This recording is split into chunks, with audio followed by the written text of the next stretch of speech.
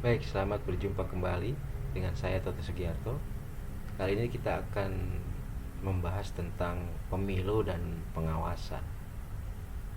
Tahapan pemilu 2024 telah sampai pada pendaftaran calon anggota legislatif. Dan sekarang proses terhadap pendaftaran tersebut sedang dilakukan oleh KPU. Nah, setelah tahapan ini, pemilu akan semakin ramai karena semakin melibatkan banyak pihak di masyarakat. Tahapan pendaftaran pasangan calon presiden, calon wakil presiden beberapa bulan lagi akan menjadi salah satu puncak kemeriahan pemilu 2024. Kondisi ini semakin memerlukan pengawasan, terutama dari Badan Pengawas Pemilu atau Bawaslu. Karena itu adalah penting untuk melihat peran yang telah diperlihatkan Bawaslu dalam menghadapi tahapan pemilu 2024. Salah satu yang terpenting adalah pengawasan terkait langkah-langkah bakal caleg yang sekarang sudah dalam proses pendaftaran tersebut. Nah, sayangnya peran Bawaslu akhir-akhir ini amat mengecewakan. Mencermati beberapa kejadian terkait politik dan perilaku wakil rakyat menjelang pemilu, serta respons Bawaslu terhadapnya, penulis sampai pada satu pemikiran bahwa jangan-jangan kita tidak memerlukan Bawaslu sebenarnya. Berbagai pelanggaran yang mulai terdengar di tengah-tengah proses tahapan pemilu 2024 yang sudah mendekati proses pendaftaran calon anggota legislatif memperkuat pikiran itu. Pelanggaran seperti kita dengar, kita lihat di berita, ya, sosialisasi anggota DPR yang kemungkinan akan mencalonkan diri kembali dengan cara melakukan pemberian uang atau barang, itu kan terjadi, ya, seperti di Lampung atau di Madura, ya.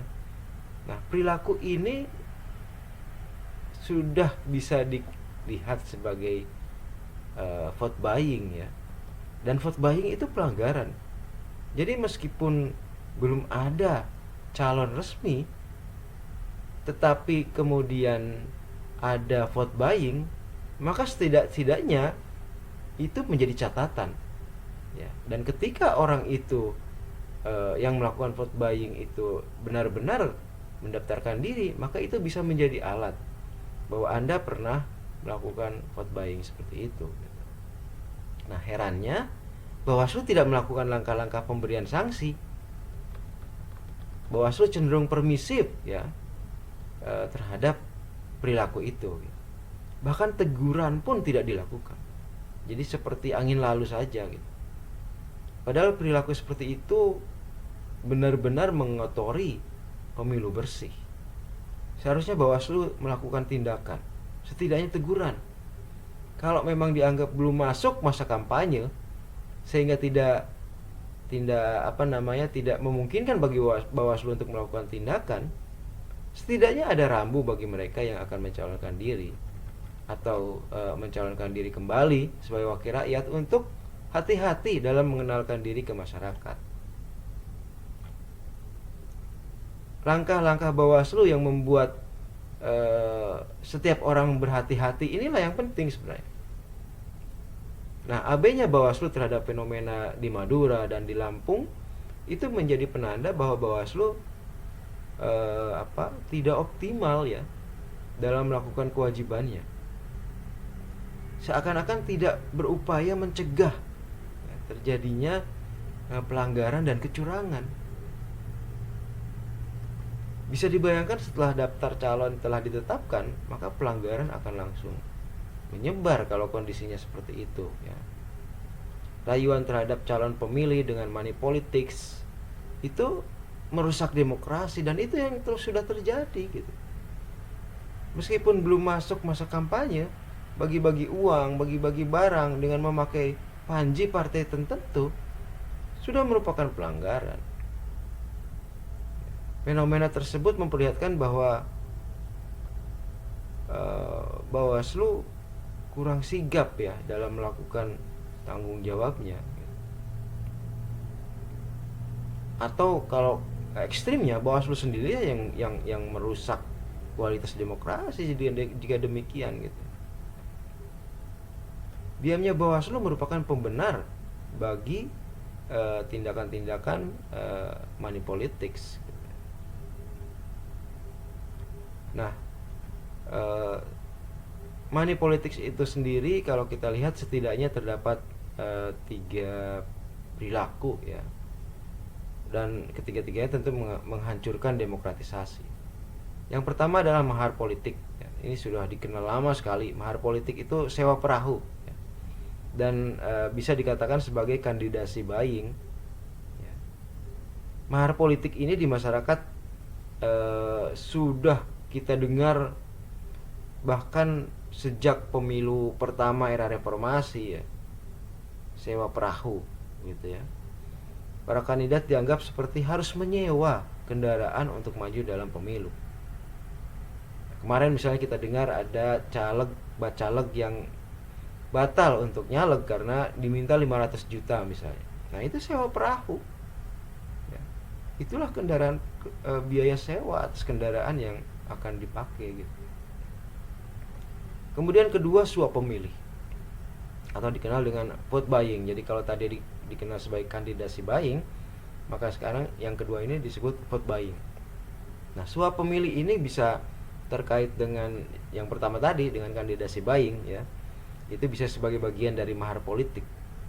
Paket mahar politik bisa terdiri dari sewa perahu dan kemudian biaya kampanye, di mana biaya suap itu ada di dalam biaya kampanye itu gitu. Nah, ini tentu saja praktek-praktek yang merusak demokrasi. Kemudian yang ketiga, money politik pada kebijakan.